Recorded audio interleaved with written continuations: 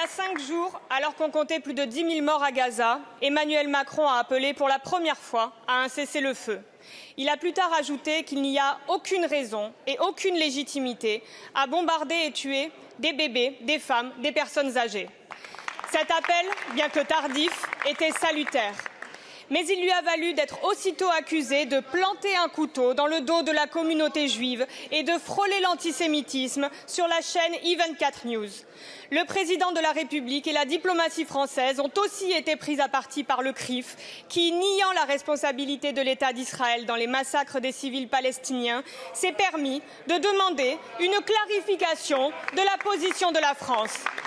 Dimanche, ce qui devait être une marche contre l'antisémitisme a été le lieu d'appel au meurtre contre la France insoumise, contre Jean-Luc Mélenchon et contre le président de la République. Des journalistes ont été agressés, des militants pour la paix en Palestine ont été frappés, les musulmans ont été la cible de propos racistes insupportables.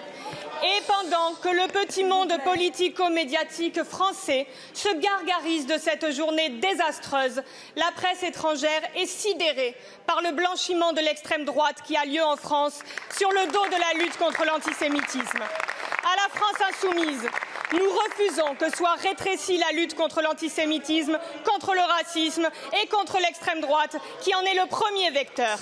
Nous refusons que soit encouragé l'affrontement des Françaises et des Français de confession juive et ceux de confession musulmane. Chaque samedi, les marches pour le cessez-le-feu et pour la paix sont une formidable démonstration d'unité du peuple.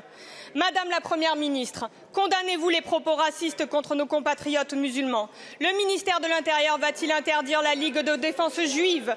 Condamnez-vous le communiqué du CRIF et les propos tenus contre le président de la République? Je vous remercie.